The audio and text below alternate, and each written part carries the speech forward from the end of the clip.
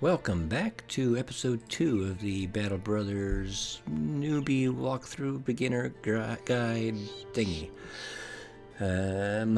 We just finished our first quest.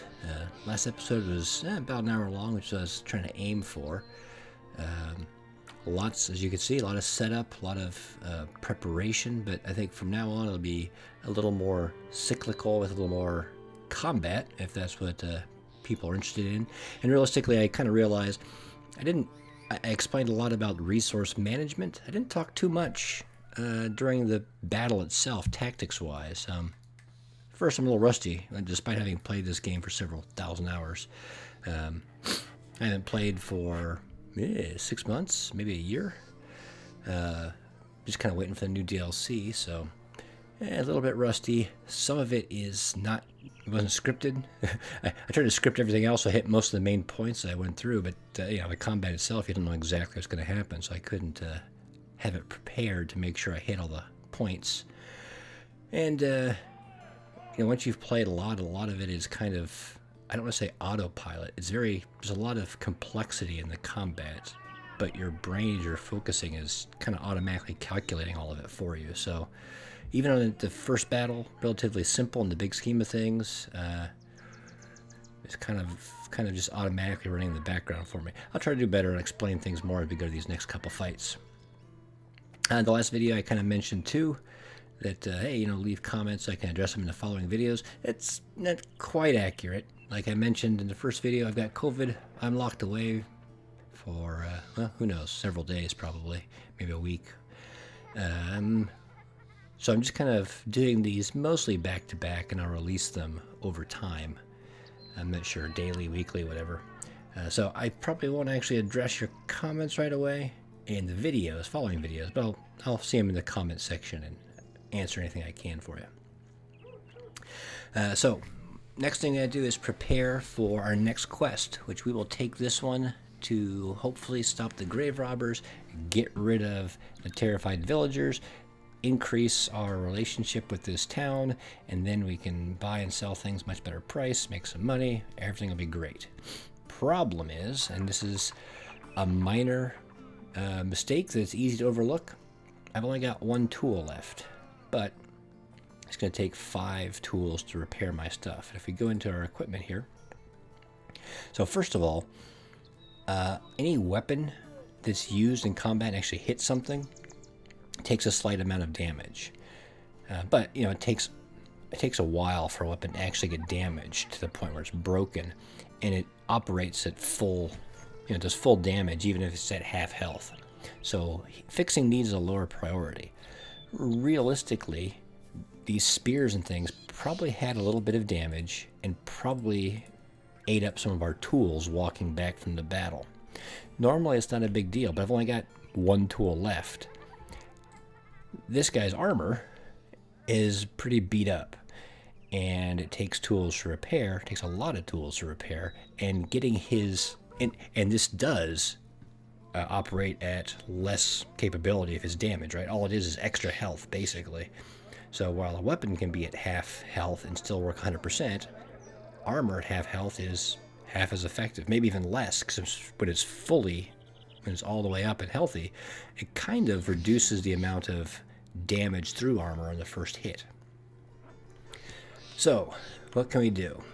Well, when you're in this odd situation, if you're in a town that has, let's go back here, that has an armorer shop, you can actually go to the armorer shop, and if you put the damaged item kind of in your general inventory, the armorer will actually, you can pay and have him repair individual items. It's more expensive than using tools, but it's done instantly, and in this case, I don't want to buy a set of 20 tools for 1.5 times the regular price. What else can I do? But they don't have an armor here. Now, if they have a Fletcher here, I think that means they might be able to repair bows that way. But that's not usually a big problem. The other thing I can do, this guy's hood is partially damaged. So I can, I believe, if I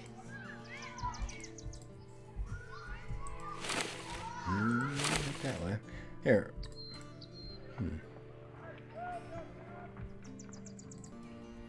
I thought there was a way to tell it not to repair, but you can do that out here. You can tell it to repair items in your inventory by hitting Alt and right-clicking, or if they're being repaired, take it off.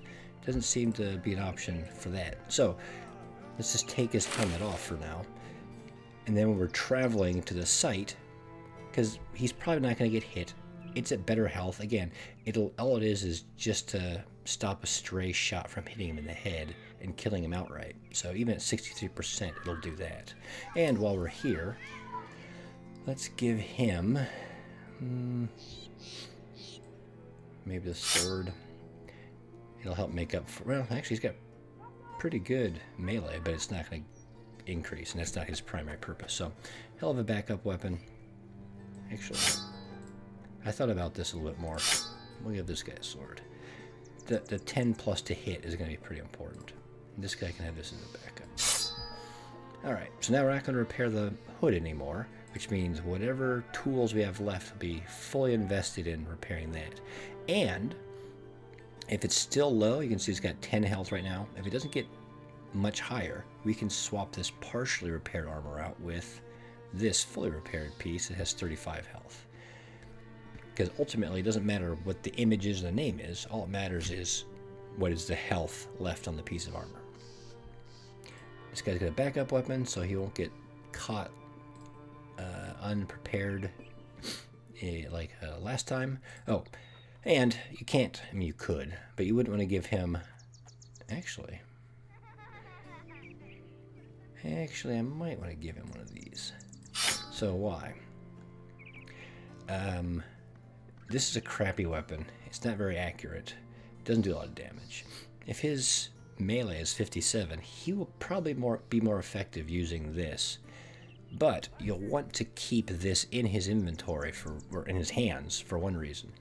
When the battle starts, the computer will do some kind of calculation. I don't know exactly how it's done, but it'll look at how many of your characters have ranged weapons, what kind of ranged weapons are they, what is their skill level, and then it will look at whatever force you're fighting. Like last time, I had no ranged weapons, right? Does that calculation, it figures, oh, my guys, the computer's enemies, will lose a ranged battle, so they have to rush forward quickly to close the distance and not get shot to pieces. So even though it's just a sling, that's why in the last battle they just ran at us. That's usually a good position to be in. So it's good to have this weapon in his hands at the beginning of battle, even if I immediately switch over to this after the fact. Alright, so another problem is we gotta make sure this guy's only moderately injured, minor, so he'll heal quickly. This guy is a little bit more hurt, but again, he's in the back. I'm not too worried. So, okay, we'll accept the contract. And let's see. Of course, way over there, which is kind of a pain, but it's good too, because it'll at least give us a chance to heal up as we go. These little towns or outposts also have tools. It's a little out of our way, but I usually have tools at decent prices. So actually, because it is important, I mean, our people are our most valuable resource. So if we can do anything to give them a better chance in combat, we should do it. And even if they're a little more expensive, it might be worth paying a little bit now to get tools so that we go into combat in the best state as we can. Alright, let's see what they got. They don't have any tools, but they do have some shields. The shields are banged up and I can't repair them, but even banged up shields are better than no shields. And despite what I said earlier, I will still take this crappy shield, because again, our people are... Experience is the most valuable resource. Experience goes to the people. We got to keep them alive, so... If we have to spend a little money to do that, it's fine. So 18, 16, 15. Okay. Not bad for defense. And let's see how good his armor got repaired. It's at 35, which is exactly the same as that. So my well thought out plan is not so useful. Alright, so we will continue on. Now, 5 Noxzerers. If you don't know, the image, the creature on the map here is like the highest level, the toughest creature in the group, usually. So this is like a level 2 Noxzerer, which is actually kind of dangerous for our beginning guys. The level 1 guys we can chew up pretty quickly, but a level 2 is dangerous. How many level 2s are there? I don't know. And if this level 2 eats a dead body and grows to the biggest one, the level 3, it would completely wreck my little band here. So I got to be careful. I'm tempted to attack it just because it could be an easy fight, but it's a little dangerous. And these guys don't normally give a lot of loot. In fact, one of the upgrades, they made it so that beast packs dropped items that were worth a little bit of money, so it was worth killing them. Because in some ways, unless you needed their pelts or something to craft, they're a net loss in some ways for fighting, because you're losing weapons and armor, getting damage. You gotta pay to repair all that, and you're not making any money. You get experience, which is good, but there's other things you can fight to give you experience and equipment. Now, this is a interesting decision here too. It's going to sound a little weird. I could go in right away. Location's on a hill, which is not good because it's probably going to have high ground. Now, normally the AI isn't that good about defending it, so I can probably get to the top and have a relatively fair fight. But what are the options? There could be zombies or Noxzerers. That's a relatively easy fight, and fighting in the day or at night doesn't really make a difference. Again, our poacher with the little sling, his range skill is mediocre, and those enemies don't have any ranged ability either, so he'll switch immediately to the pitchfork and just fight like regular. But if it is bandits, they could potentially have a poacher, and if the poacher has a bow, that becomes a problem, because he's going to outshoot me. He'll be on high ground, so he'll hit more often. My guys have shields, but they're not that great at defense. I could, and I probably will, wait until night. At night, ranged attack skill is halved, and I think defensive skill is halved too. But my guys' range defense is, I mean, with the shields, we're talking maybe like 20, so I lose 10 points, 10 after the penalty. Whereas the enemy archer, his skill might be 55, so he loses 27 points of ranged, and suddenly it's a lot harder for him to hit me. And again, okay, my poacher doesn't get to shoot his little sling stones as well, but who cares? If I have to charge in, I want to get the least amount of hits on me. So we'll back up, because this place could spawn enemy units to move around. If I'm right next to it, they could spawn and just attack me, which I don't want. So we'll go there, put the campsite up. Now that last little group that went around, if they pop up again, see, it didn't auto pause. I had to hit the stop button, or the space bar, because I've already spotted them once. That little add-on I added doesn't automatically stop them this time. But they're running away. I don't think they want to fight me. Oh, okay, they're running from those guys, which is reasonable. Either way, I'm going to keep waiting.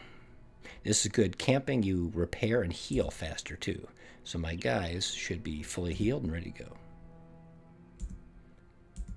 Alright, so let's go in and hope it's... Realistically, I think zombies, the Wiedergangers, would be the best one for me. Okay, it's dead. The Noxzerers are kind of a pain. The Wiedergangers are easy to kill and have gear, so that'd be nice.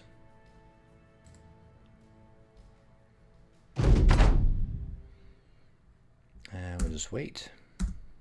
Again, I have a ranged weapon, so they should just rush me. Ooh.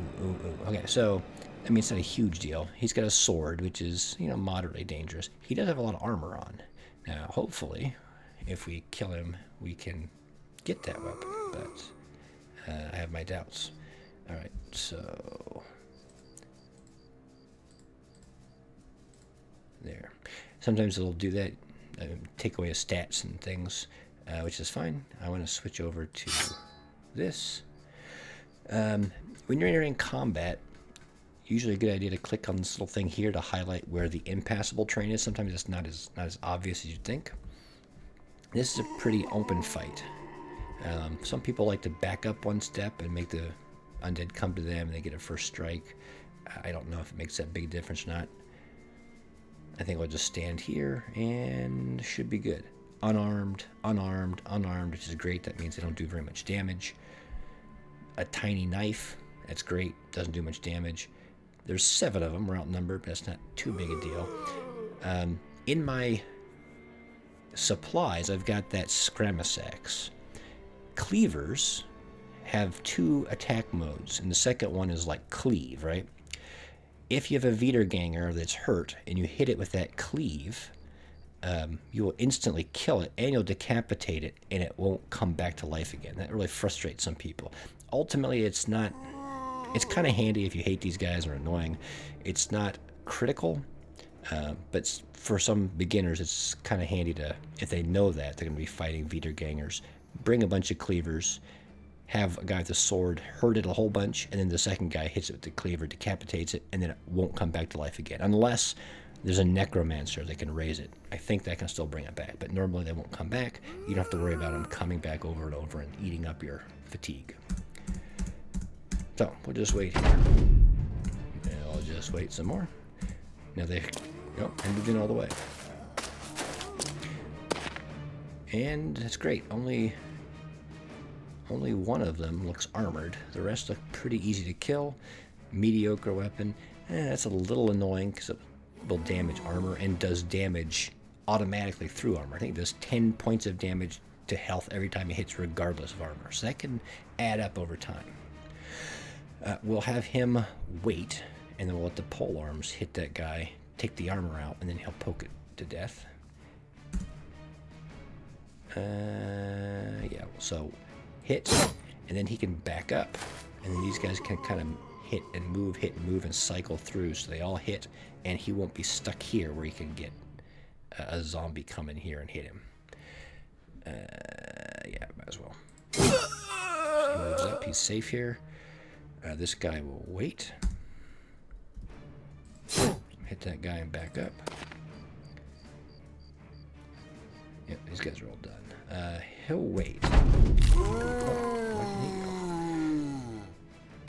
Okay, whatever.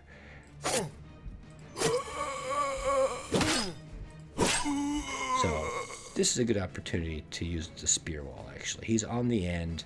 These guys want to move in. They can't go, I don't think, all the way around to get in contact with him. So, he'll just do that and wait. He'll wait, and he'll wait, and we'll see what happens. Yeah, okay, we got a hit out of it.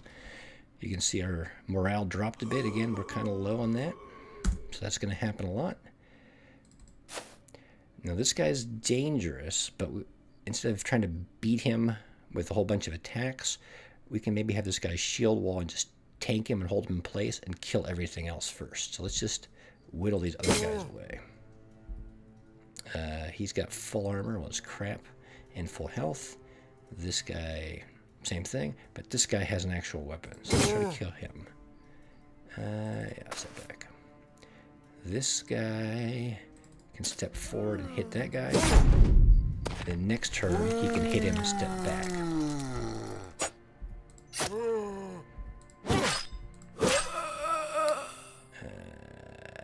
Let's step over here and take out that. Oops, nope, didn't work.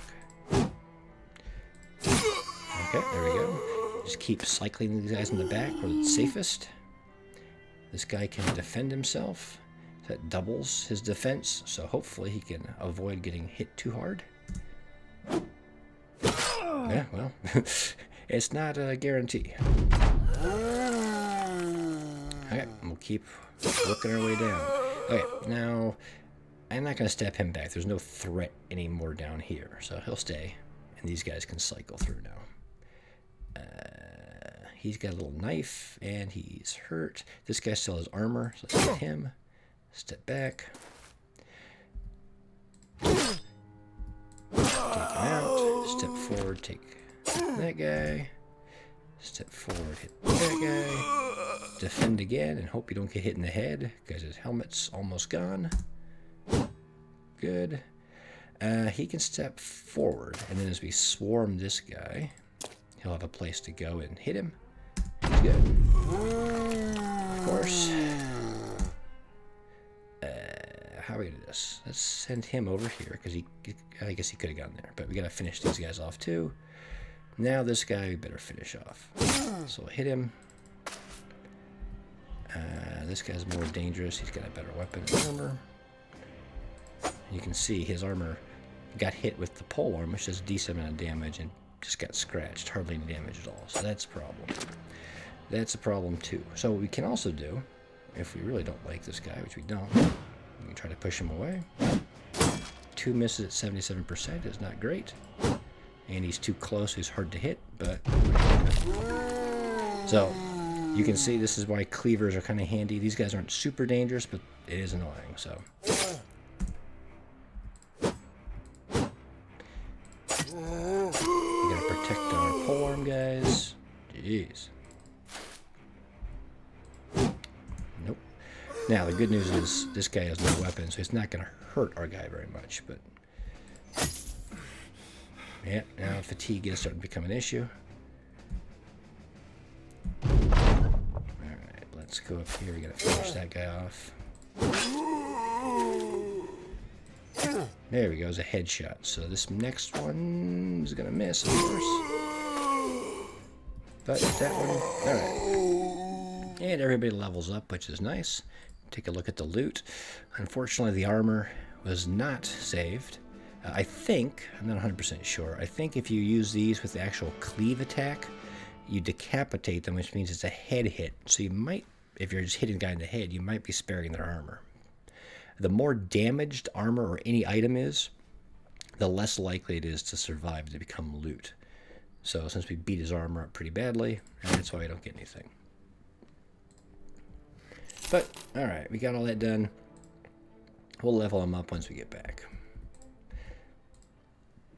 So pretty straightforward. Oh. Well, here we go. Free spears is good. I don't know if we need... No, I think we're fine.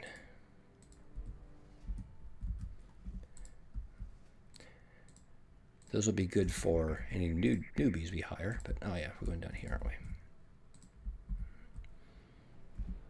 I can speed it up a lot.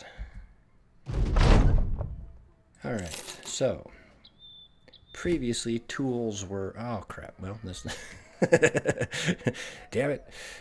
Previously tools were like $360 or something. They should be a lot lower, but this also raises prices and reduces the inventory in stock. So let's see.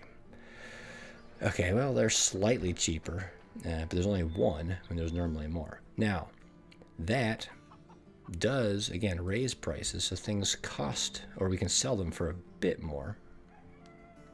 Normally, let's see if I have a healthy shield here. Probably not, since I don't have any tools. Normally, if you put one of these round shields in your inventory, and then you look at it, you know, while you're in town, the kind of average mediocre price to sell it is going to be 15. That's kind of my benchmark. So you're looking to sell it for as much more than 15 as possible. And if your shield that you put in here is worth 18, that means the price for all these other items is going to be slightly higher as well. Trade goods like these might be a little different, but in general, a round shield, the more above 15 you can get, the better you are, and that's a good benchmark for prices overall. This is at 62%, so I'm not 100% sure what that's looking like percentage-wise, but I don't think the prices here are amazing at this point. I'll give that back to him.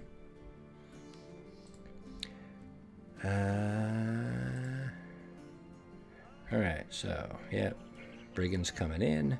Now, I don't think I'm going to take this quest. Brigands are a little tougher fight. I mean, not normally huge, but the fact they don't have any tools, I could buy them here. Let's see what I got here. 400. Okay, fine, whatever. It's not great. I don't like paying this much, but it's another quest. It's more experience. My guys have already leveled up, so it's not a huge investment. So that'll be enough tools, I think, to repair everything. Yeah, it should be fine. So anything else I need to do here before taking off on that? Got plenty of food. Not using any of that. Everyone's fine. Don't think I need to hire anybody yet. And these little mining towns aren't very good normally. Miners have lower fatigue. Millers have lower fatigue because of all the dust and things they breathe in. So not usually good recruiting. And obviously cripples are not a good recruiting point. So let's take a look at our guys here and level them up. All right. So right now this is just a dude, right? He's just looking to get high fatigue, maybe some defense, obviously weapon skill if he can get it, health if he can get it. He's just kind of a general purpose guy. Okay, we're not going to pick one. That's not very good. A 3 on defense is going to be handy. A 4 here, and I think, you know, normally trying to get them to a baseline of 50, it's not great. But if they're at 50, at least they're not going to break at every negative action. And when you've got a standard nearby, which boosts their morale even more, they're resilient enough. 4 is the max you'll get without any stars, so we'll take the opportunity while we have it. I mean, you could take the 2 here in health. Health is always useful. But it's not as good, and you know, you need to get this boosted up anyway. Might as well take the 4 while it's there. So, all right. And then perks. A lot of options here. In general, if it's a person I'm keeping, which is 99% of the time, because again, you don't want to waste experience resource on someone you don't plan on keeping, you might as well give them this one. It'll help them level up quicker, and you don't actually pick a perk, lose a perk, because you'll get to pick an 11th one at the end. So the faster you can race to leveling up, the better off they're going to be. That's at least my general thought process. This guy, what is he?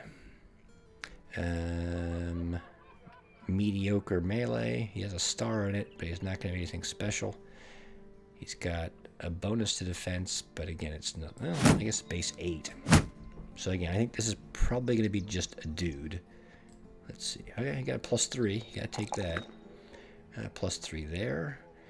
Okay, so a 4 for nerve is good.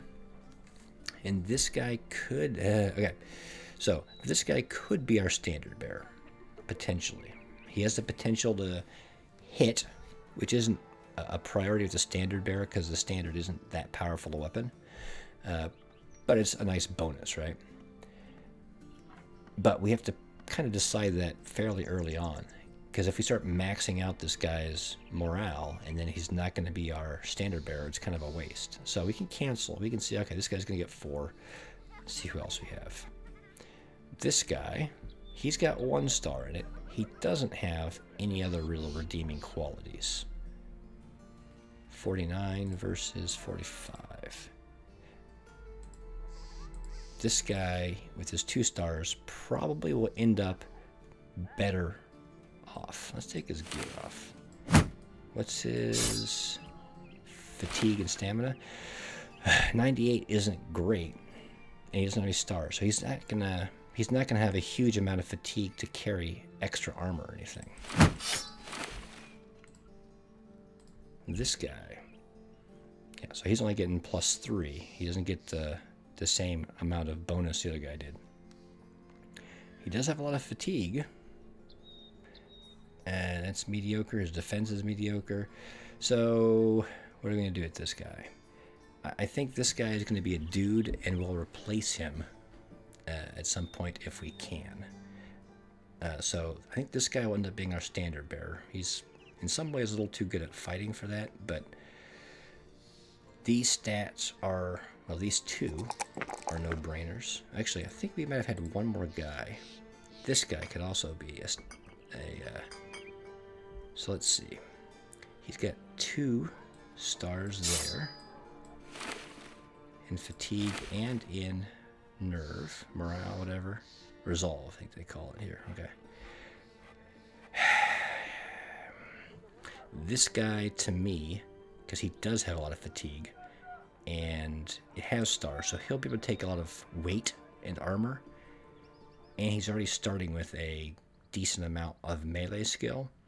This guy will probably be a dude, unless for some reason every level up he rolls ridiculously high, and then he could maybe be a two-handed weapon guy, but I don't think he'll get that high. So that means this guy will be our standard bearer. Let's make sure. Yeah. So he's gonna get that. He's gonna get that. He's gonna get that. Because he still needs to wear as much armor as possible so he can survive. And his rally skill, which you'll use with the standard to keep people from fleeing, takes fatigue to use. So it's still an important skill for him. And he'll learn just like everybody else. This guy is just going to be a dude. Probably won't keep him around, but yeah, we'll see. Nope. Doesn't need that anymore. 49 is plenty good, although if he doesn't have anything else. Health, fatigue, both good. Okay, he's got a... Again, we want to get above 50 or 250, so okay, might as well. Nothing else is great, so we'll take that. This guy is going to be a shield dude. Already here, so we'll take that. It's fine. Let's look at here. Okay, so actually, we got some decisions to make. Defense isn't good enough, not going to worry about it. 2 is okay, and he doesn't have any stars, so he's probably going to only get between 1 and 3. So I'd be tempted to take that, except these are all pretty good. Both of these are good, especially if he's going to be on the front line fighting. However, he's got 2 stars in this. He's going to get 4s very frequently. So I'll probably take this. He'll have other opportunities to get a 4 here. And then we can buff up these other things as we go along. So that's fine. He's already got that. This guy, he's going to be a polearm dude in the back. So, hey, you got 3. He'll take 3. If he's polearm dude in the back, yeah, because 101's okay starting, especially for a Miller, who usually has lower stats. But because he doesn't have any stars, he's not going to get super high in this, which means he's probably not the best material for a frontline, like two-handed weapon guy or a shield guy. So keeping in the back is probably a safe way to go. He's got a lot of good stats on everything here, though. So he's got 2 stars here. If he's going to be in the back, having range defense is important, but 2 stars means he'll get 4 on a regular basis. He probably needs this. These are both good too. Let's take both of these. Health is important. This will help keep him from getting panicked during the next couple fights, so that's kind of important. And our ranged guy. So obviously, the most important stat, if he's a ranged guy, he's got to just pump up his range, even if it's a low one. It's critical to get that. Well, these are all, I mean, he's maxing out rolls too. Probably for him, he's not going to get many opportunities for that and that. I mean, health is important too, but that should be fine. All right. Everyone's leveled up. Everyone's ready to go. We've got a quest. We've got tools to repair shit.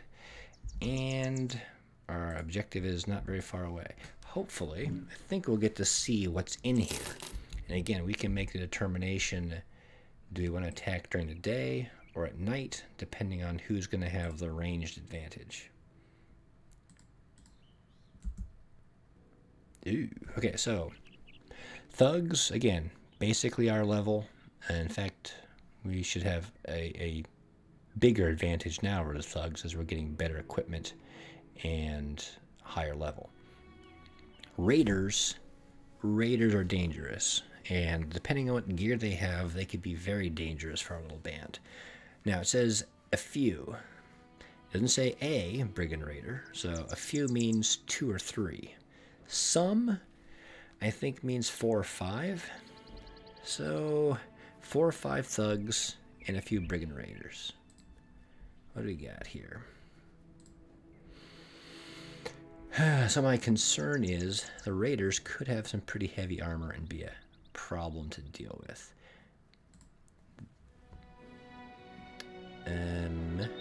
We'll probably end up throwing a net on one of them so we can gank him. We may have to work with what we got here. And let's see. They don't have any range attacks, although the raiders sometimes have thrown weapons. So we can attack during the day, and it shouldn't be a negative for us. It should be a negative for them, forcing them to charge forward. We'll probably try to target the thugs first. Again, hopefully dropping their resolve. Because if you kill all the thugs and there's only 1 or 2 raiders, they may just run. And while I'd like to kill them and get their equipment, more importantly, I don't want them killing my people. So I think that means we can go in and see what happens. Yeah, fortifications, whatever. Okay. Okay, well, this is an awkward piece of terrain. Go up here and here. So actually, this, because you only step up 1 at a time, I don't think, no, we can't actually climb onto this elevated terrain. Let's see what they've got. Okay, this is incredibly dangerous.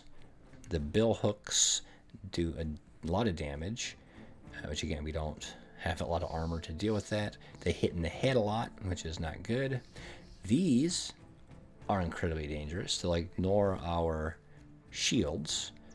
And again, they have an increased chance to hit the head, which I don't like. And this guy's got crap armor, but that guy's got decent armor and a full shield. Sword, but he's got no shield. We can pick him apart. This guy's got okay armor. And a war spear. I think it's a boar spear. Does decent damage, but again, the bonus to hit is going to be a problem. So actually, this is quite the dangerous little group. This guy is nothing. So mediocre, mediocre, mediocre. Could potentially be dangerous. Dangerous and incredibly dangerous. Let's see what options I have. We could run, and not flee the battlefield, but if there were maybe a bunch of higher terrain here, we could fall back to it and they might come after us, but that's not an option really. We could wait and see what they do. If they rush out up here, and if he rushes out down here, we might be able to swing down here and gank this guy while he's by himself or isolated. Although the AI is not usually that stupid. But there's no harm really in waiting, so let's see what they do. Well, we could try to nuke their good guy up front.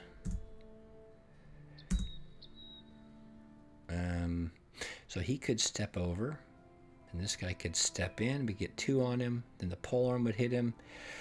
It's a little risky, but if we can take out one of their good guys up front, it might be a good thing.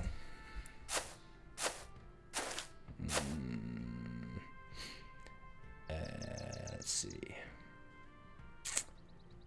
This guy has high initiative, so what we might be able to do, step up here.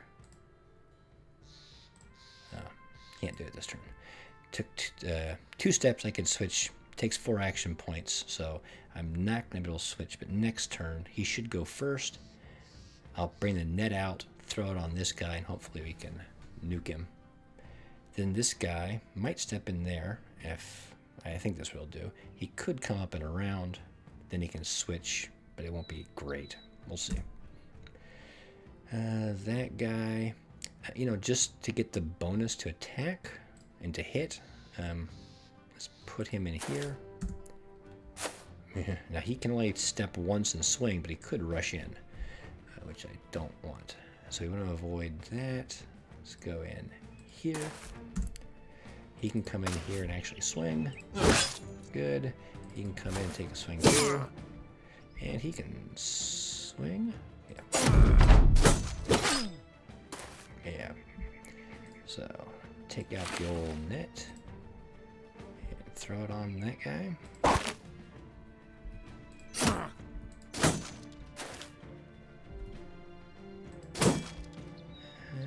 Step back probably. Alright, things are gonna get dangerous here. That's good. We took out one of their good fighters.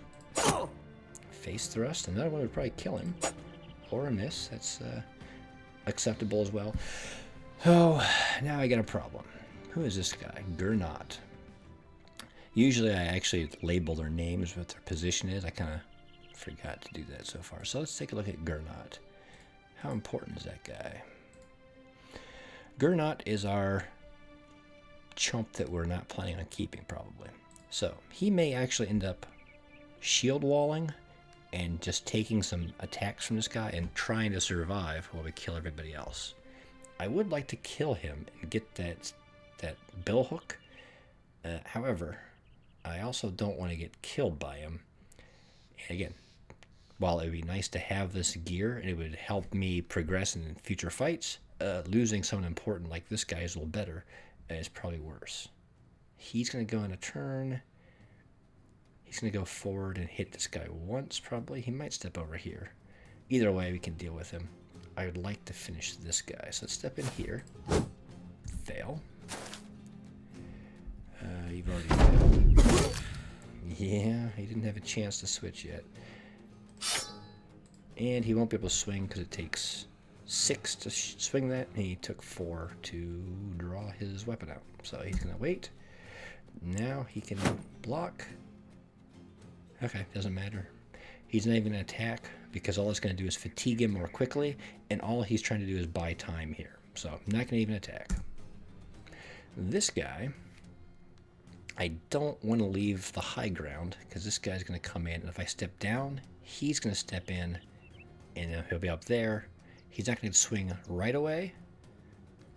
Yeah, I don't think we'll do that. Well, actually, we can. Because if he steps down here and hits that guy, if we can kill him, even if this guy comes up here, these two can start hitting him and protecting him. So I don't want to step over here because this guy, usually the AI targets the easiest person to hit. This guy has no shield. He's not shield walling. If he steps down there, this guy will definitely wreck him. So we don't want that. We'll step over here. Nuke that guy. This guy will go in a turn. This guy will go 2. Probably better to try to kill this guy. And he's not happy. Yeah, saw that coming. Now, this guy I'm not going to kill unless I get lucky with a face thrust. This guy, 68 to hit, 68 to hit. This guy, I have a very good chance of killing. If I kill him, he's not going to swing at me, and it might scare this guy more, reducing his chance to hit me. So I think we'll hit this guy first, and if we miss, we'll swing at him again. Good. Okay, it didn't make this guy's morale go down. It did make his go up, which also, again, helps his defense. So ultimately, it's the same net process. Ultimately, I still want to finish this guy off. He's done. If I can kill him, I might break some more nerve or morale on people. And he's still shield blocking, so good. And good. That guy's going to act soon. This guy, probably best try to kill him. And again, hope to scare him. Oh, I scared that guy. Might as well move forward. This guy is probably not going to move up, so he can probably move forward. Yeah, might as well hit him. This is not a good attack because he's close and the guy has a height advantage, but got nothing else to hit. Oh, there you go. And he got punished for his trouble. Alright, so he's hurt, obviously, but alive. This guy just keeps on keeping on. And dies for his trouble. I didn't bring the bandage out, but might as well come up here and try. So here's their decision point. I think this guy might run away next turn, but I'm not positive. If I step forward and I'm wrong, he's just gonna nuke him. I suppose I can come up. Oh no, can I go back a step? Yeah, gotta keep our guys safe. Yep, he's running, so he could have stepped forward and swung, but.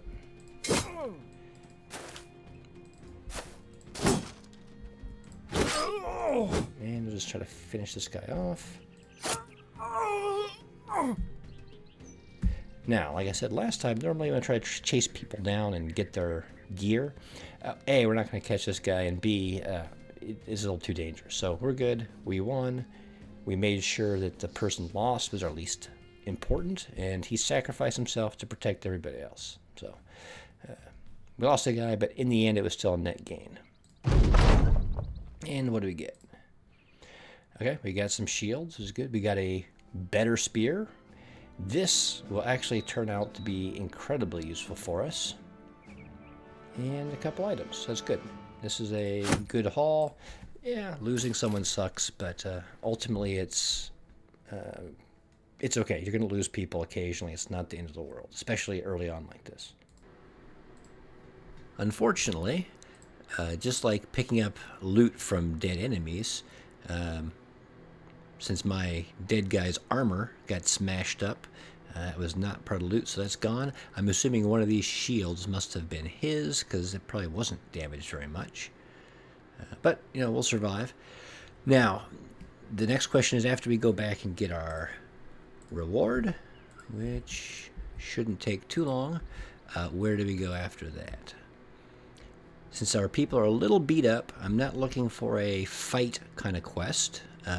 There might not be any more missions here at all. If there is like a just delivery or search for a location, that would be ideal. Now let's see. We should be able to buy stuff here pretty cheaply.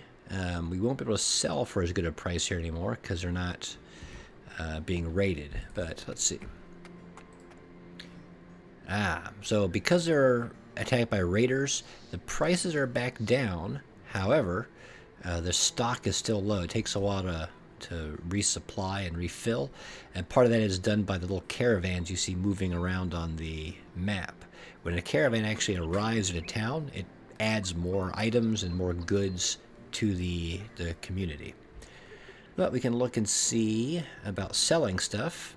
Like I had said earlier, 15 gold for a shield is kind of the average. These are slightly damaged and they're selling for 13, so this is not the ideal place to sell items to get a lot of money. I wanted to buy some tools here, but that's not going to happen. And I could buy armor. I'm going to need some to replace 67. It's a little under price, so we'll get that and we'll throw it on this guy.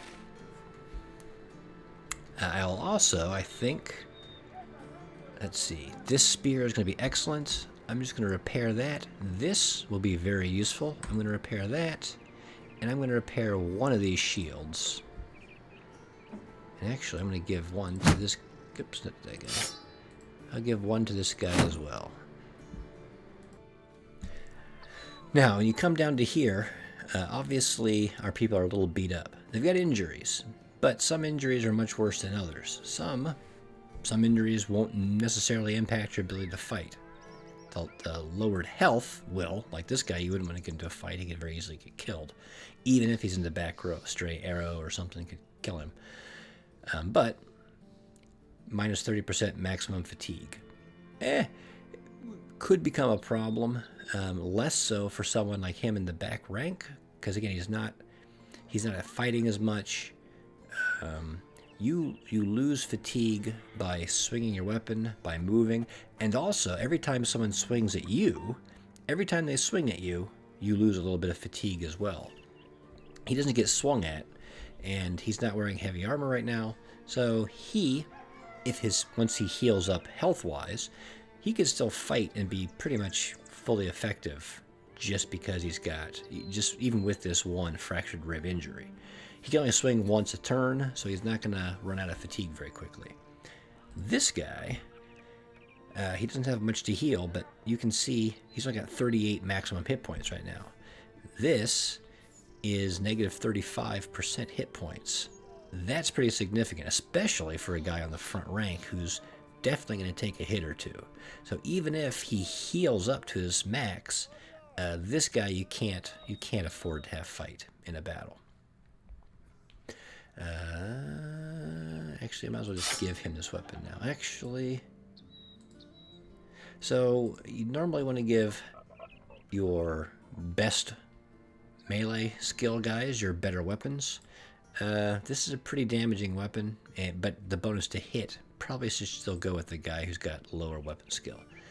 Depending on who we fight, I may give this flail to him.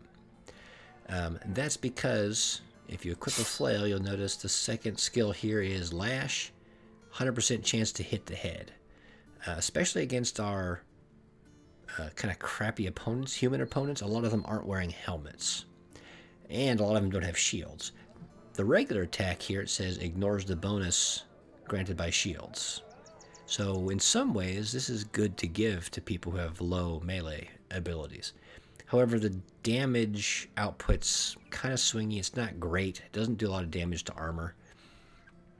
This is huge, but it doesn't, as you see, it doesn't ignore a shield. Now, if you pick the perk for the actual flails here, it says Lash and Hail. Those are the... Lash is the headshot one for the one-handed flail, and then Hail is like a swing against everything with a two-handed flail. Those, you can pick this perk, and then you can ignore the defense bonus from shields. That's an option, and when I first started playing, I took a lot of guys with that. Ultimately, they're better picks, but it's not a bad one to start with to win the game. You've got a lot of guys who are going to be mediocre. If they can ignore shields, that'll let them hit their targets a lot more. It doesn't help them hit guys with no shield, so in some ways it's not a bonus, but people with shields is good. But anyway, since people don't have helmets a lot of the time, he can swing this, he can do headshots, and he'll kill them instantly sometimes, even with this second tier flail. And then, if you headshot them, whatever body armor they've got, undamaged, you can claim it. And even if you don't, it's not good enough to keep and wear, which pretty much anything would be at this point. But even if it's not, now it's just free stuff you can sell and make more money off of. So these can be excellent weapons in the early game, and even into mid-game, when you're just trying to get better loot from primarily raiders who run around with sometimes decent armor and sometimes no helmets. So we'll keep those. Let me just double check one more thing. Make sure nothing else that we want to use is damaged. Yeah, it's damaged, but it's fine if we want to use it later. Alright. And do I want to buy any stuff here? Now, so 484. I could buy some gems, and they're undercosted. I've got a decent amount of money. Sure, we'll pick up one of those. Salt, also undercosted. What am I spending? 48 crowns a day. So if I buy those, 317, and I'm going to be at 300, 310, and 310 I could, sure. And I still got plenty of food to last 6 more days, assuming. Now see, here's the thing that'll surprise you sometimes. This says, hey, your food will last 6 more days. Great. However, this will spoil in 3 days. This will spoil in 3 days. This will spoil in 3 days. So actually, and that's going to spoil in 1 day. So actually, I'm going to run out of food in 3 days. Not 6. This is just going off the raw amount in your inventory. So I will buy... Yeah. We'll buy this. It's cheapest. This lasts longer, but whatever. It's going to be fine. Sometimes this is a better investment just because it lasts a little bit longer. But I think we'll be okay for now. So, where are we going to go next? I mean, I could come up here to try to recruit somebody. Recruiting someone isn't critical at this point, although it would be nice to get another person, at least 6. And again, who are the best people I can recruit? I could use... Eventually, I need another poacher, at least one more ranged person. But they start off kind of weak and not very effective in combat. And I don't have enough other people to carry a poacher while I get trained up. So that's not going to work. This little fishing town, they're allied to me. But they're not going to have a lot of stuff for me for hiring people. But like I mentioned, these large cities down here, they do have... manhunters, which are an excellent recruiting thing for me. They're not too expensive. Their daily salary is relatively low. I mean, for the highest tier guys I can get. And they're good melee fighters, base stat wise. So let's come down here just to see if there's maybe a quest along the way. Maybe there's a delivery mission or something. And if not, I could come down to there. It's even closer. Maybe I'll just go there. And this is a large city. This place should have good prices for goods, so I can sell the items I have and make a decent profit. Unless we spot somebody. Ooh, 9 brigands. Thugs and poachers. That's not what I want to fight right now. So, and that's what I said. You got to pick your fights carefully. 5 guys, a little beat up and hurt, versus 9 dudes. No, that's... not going to go well, so we have to avoid these guys. Relatively simple, just do a little loop-de-loo around them and we can continue on our way. Alright, raiders. As we said before, raiders are much more dangerous than my guys, and some means, again, I think 4 to 5. Again, I don't want to deal with them. You can look and see they've got the 2 wolf heads. That means they're from the same clan. They'll help each other. The fact that there's 2 of them right in this local area, that means somewhere, probably down here, is a bandit encampment. So if I wanted to, I could search it out, raid it, destroy it. At this point, of course, I don't. I'm just trying to survive.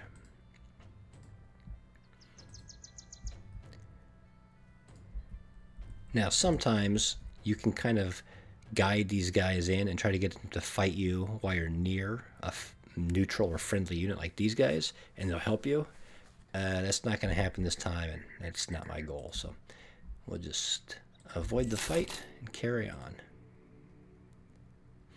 105 bucks, so we'll have 2 more days worth of wages, which is plenty to get down to the town, and if we need to, we'll sell stuff. They do have a quest. And it is delivery, which again, potentially is ideal. Let's see what they want. 130. So this is based off of distance to travel, not based off anything else. Which again is one of the reasons why if you kept all 12 people, these suddenly aren't as much of a economic benefit for you because it's a fixed price based off distance, and you're paying a lot of food and salary on the way. With only now 5 people, this is more profitable. So he wants us to go to Dornan, a day to the east. I'll think about it. So that is over here. It's not really necessarily a bad place to go. However, they're not going to get me the good sale prices I want. But what I can do is I can come down here, sell my stuff, see if they have any quests, and if they don't, I come back here, the quest will still be there, I can take it, and that'll pay for my travel and make a little bit of profit on my way back here. So that's a good one to kind of hold in reserve to cover my travel back over there to look for more missions. Unfortunately, these roads to these large southern cities, I was going to say, often have nomads or other wild beasts around. And again, I'm not looking for a fight. Cutthroats are the lowest level. They're kind of equivalent to thugs, but they're a little bit better. And again, I'm not in the position to fight right now. Nomads especially are kind of dangerous because they're less armored typically than raiders, and they kind of rely on dodging and speed. They have the dodge bonus, so they're harder to hit. When you're just starting out and your guys suck at hitting things, that's a real problem. You can just buy them better weapons or get better weapons and overcome the armor problem that regular raiders have. The only thing you can do to overcome the difficulty hitting people is either get more spears or just level your people up so they hit more frequently. Alright, so we'll see what they got here. Good, a couple simple quests. They need building material, so if you had lumber, you could get some great prices. So, what can I sell for? So I bought it for $4.84. I can sell it for $6.40 and make $160. Now, I could sell it now. I'm not necessarily going to. First, we'll see what these quests are. Because if I can complete a couple quests and this town likes me more, these prices will all go up and I'll make more money off it. However, I'm probably going to have to sell something just so I can, well, I can still go, 3 more days? So I may not have to, depending on what these quests are. What do they got? Nomads, he wants me to go clear out a bandit camp. Probably not what I need right now. This guy wants me to hunt down what terrorizes the town. That's either snakes or their version of, instead of wolves, what are they? Hyenas down here, which inflict bleeding. That's also a little dangerous. So we'll think about both of those. One final consideration, though, before we start is there anyone available to hire that we want? Not slaves. They've got, or indebted, as they call them. They've got really poor stats, poor morale. They don't have crap. They don't have what I was hoping for, which is the manhunters. So, what do we got? We've got 2 fighting quests. My party still has a weak guy who won't heal for another day or 2. So probably not worth sticking around. So, and no one to hire. So that tells me is we might just move on. Now, the one thing that is of interest is, I mentioned this, I think, at the beginning, or I don't know, I mentioned at one point where you can go to an armor and actually have them repair stuff in your inventory. You can see there, if you hold Alt and right click, you can pay $12 and have this item repaired. Again, a lot more expensive than having your tools do it, but if for some reason you're short on tools, or if there's someone nearby that you want to fight immediately, you don't have to wait to repair your stuff, because repairing stuff can take a lot of time. Sometimes it's better just to pay for 1 or 2 nice items, get them fixed immediately, instantaneously, and then go on about your business. So the other question is, do I want to sell any of this, or do I want to wait? I could probably use a little bit of money just to make sure I can get by. If you look, my completely fixed up shield is 16, so slightly above average. Let's just sell a few of these crappy items. We'll keep that just in case I'm in the back rank. There. So that'll give me another day's worth of money. And again, food's going to wear out soon, but I should have enough to feed my guys for a couple days until I get to a place that's better. So, I'm not going to take these quests. We're not set up, prepared for a fight, and there's no one to hire to help me out. The temple, theoretically, can help your people heal quicker, but it's expensive, and I wouldn't use it typically unless you've got very high-level guys and you need to keep doing quests. Otherwise, it might be better just to travel around and do it that way, especially because, let's take a look, one more thing. Yeah, like this guy, although he's almost completely healed. But until even someone gets injuries, they've probably taken so much damage, it's going to take them a couple days to fully heal anyway. So I think we'll leave it there. It's been an hour, so we'll start off next time. We'll hit back here, and then we might take that quest to head over here just to make some more money. We might come down here to try to sell stuff. I think we'll just do more stuff bouncing back and forth, level up a bit, and then just do a big sale down here. So, thanks.